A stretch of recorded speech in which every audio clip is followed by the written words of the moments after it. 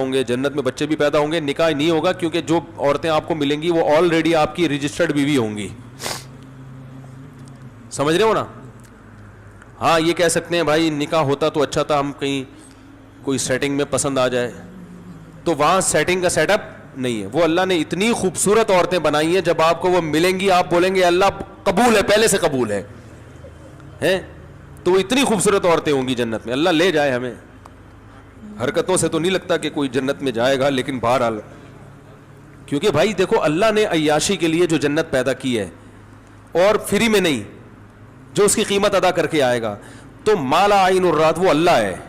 وہ ایسی عیاشی دے گا کہ نہ کسی آنکھ نے دیکھی نہ کسی کان نے سنی, تو وہ دے گا ایسی ہے. اس نے کہا ہے کہ فلات, دیکھو قرآن کے الفاظ, تتجافا جنوبہم عن المضاجع, کہ ہمارے نیک بندے رات کو ان کے بستر پہلوؤں سے جدا ہوتے ہیں اور مصلی پہ کھڑے ہو کر اللہ کو پکارتے ہیں. یدعون ربہم خوفا وطمعا, جہنم کے خوف سے اور جنت کی لالچ میں ہمیں پکارتے ہیں.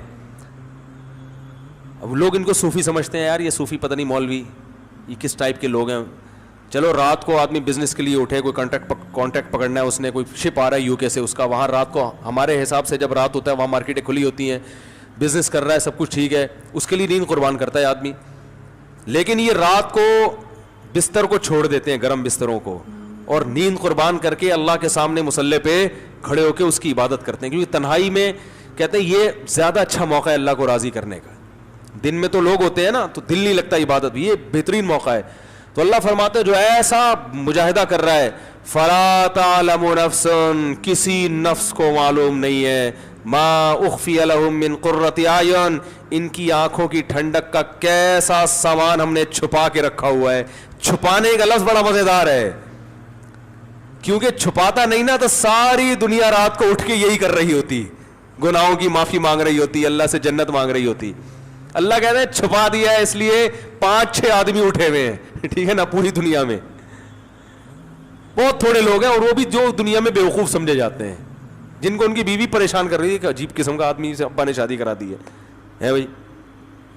تو ایسے لوگ, اور بیوی اٹھ کے مصلی پہ ہو تو وہ آدمی کو غصہ آ رہا ہوتا ہے کہ یہ کیسی بیگم مل گئی ہمیں. تو بہت تھوڑے لوگ ہیں, اس لیے کہ اللہ نے کیا کر دیا ہے, چھپا دیا. وہ ایک آدمی رات کو اٹھا, ایک مزدور تھا, رات کو تہجد کے لیے اٹھا, باقی سارے کمبلوں میں سو رہے ہیں, تو رات کو آخری حصے میں اٹھ کے اللہ سے دعائیں مانگ رہے, اے اللہ ساری دنیا سو رہی ہے, یہ بھی سو رہے ہیں, میں اٹھا ہوا ہوں, تاکہ نا اللہ سے منوانے کے لیے نا حوالے دے رہا ہے کہ دیکھ ساری دنیا سو رہی ہے, اے اللہ میں نے بھی اتنی محنت کی جتنی انہوں نے کی, میں بھی اتنا ہی جاگا, دن اتنا جاگا, لیکن یہ سو رہے ہیں, اور میں اکیلا اس پورے کمرے میں تیرے سامنے اٹھ کر ہاتھ پھیلا کے دعائیں مانگ رہا ہوں, تو میری لاج رکھ. اے اللہ یہ سب سو رہے ہیں, میں اٹھا ہوا ہوں. ایک کمبل سے ایک نے منڈی نکال کے بولا, کم بخت تو اپنی تعریفیں کر, ہماری غیبتیں کیوں کر رہا ہے اللہ کے سامنے, ہماری برائیاں ہمیں کیوں کنڈیم کر رہا ہے. تو بولے اللہ میں بہت اچھا, مجھے جنت دے دے, ہمیں جہنم میں پھینکوانا چاہ رہا ہے تو اے بھائی تو اپنی تعریفیں کر, بار بار ہمارے سونے کا حوالہ کیوں دے رہے, یہ سو رہے ہیں, یہ سو رہے ہیں, یہ سو رہے ہیں.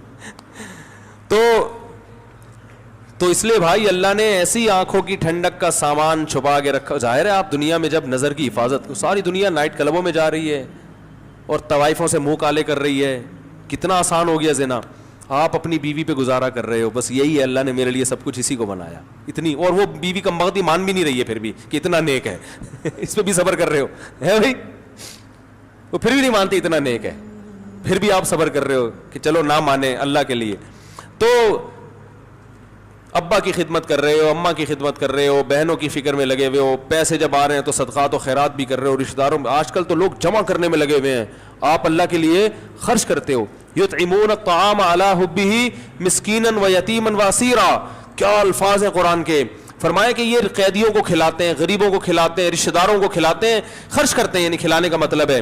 اور کہتے ہیں انما نطعمکم لوجہ اللہ لا نرید منکم جزاء ولا شکورا, ہم تمہیں خوش کرنے کے لیے نہیں کھلا رہے, اللہ کو خوش کرنے کے لیے کھلا رہے ہیں.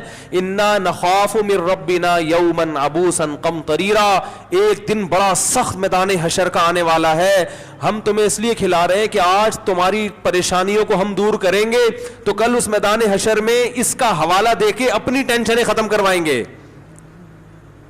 بات آ رہی ہے سمجھ میں؟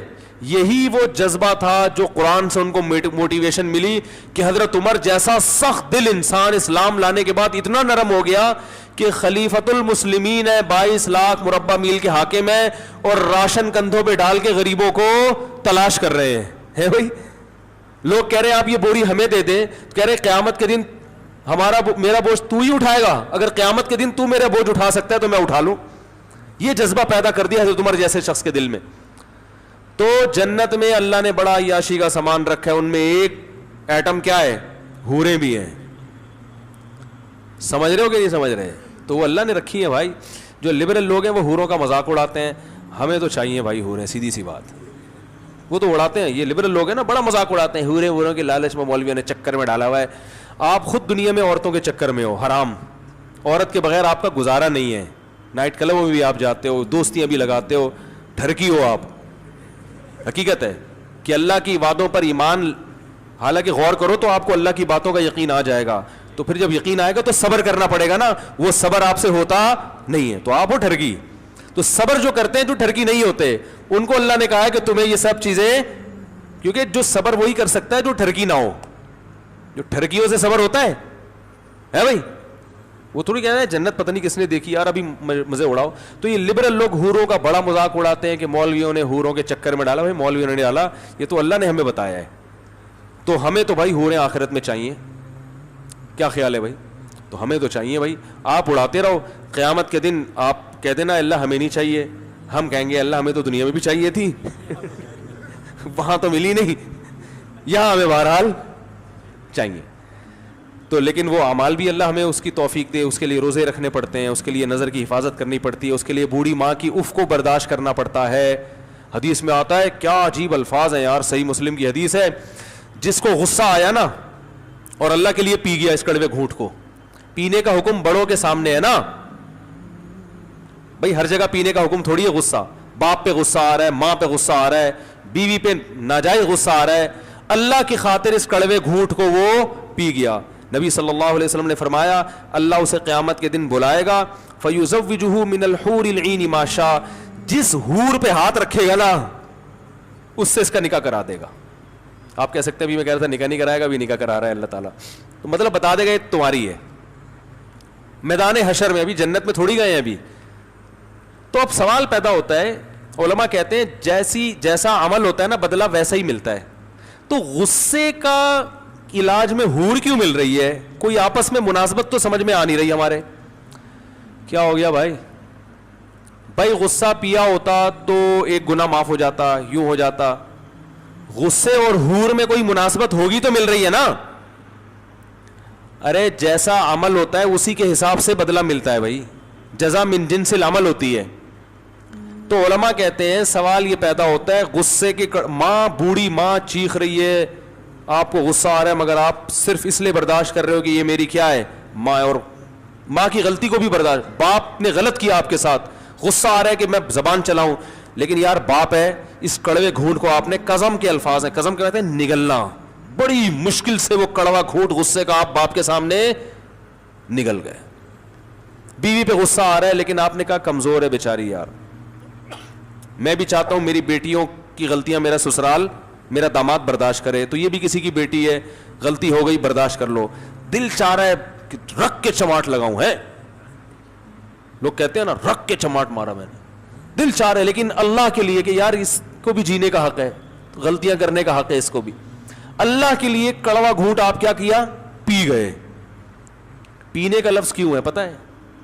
اس لیے کہ جو چیز پی جاتی ہے فوراً نگل جاتا ہے. چبانے میں اس خطرہ ہوتا ہے کہ تھوک دے.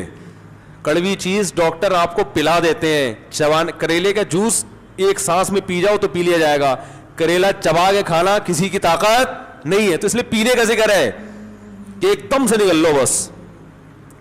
تو اس پہ حور ملے گی. جتنی حوریں ہیں نا ان میں سے اللہ کہیں گے سلیکٹ کرو کون سی والی. میرا خیال ہے پاکستانی کو 6 مہینے تو سلیکشن میں لگ جائیں گے کیونکہ یہاں رشتہ سلیکٹ کرنے میں 15 سال لگتے ہیں. جس بیوی کے ساتھ 10-15 سال رہنا ہے، کیونکہ 40 سال میں شادی ہو رہی ہے، 10-15 سال ہی رہنے کی عمر ہے. اب تو 10-15 سال جس کے ساتھ رہنا ہے اس کو تلاش کرنے میں 10 سال لگتے ہیں, تو جس کے ساتھ ہمیشہ جنت میں رہنا ہوگا اس کی سلیکشن میں پاکستانی بہت ٹائم لگائے گا بھائی. ٹھیک ہے نا. تو اس لیے یہ ہوگا کہ مرد کے لیے سب سے زیادہ اٹریکٹیو چیز کیا ہے؟ عورت ہے. سب سے زیادہ اٹریکٹیو چیز اس کے لیے. وہ دیکھو امریکہ میں ایک گورنر تھا, بھی مجھے صاحب USA سے ایک ڈاکٹر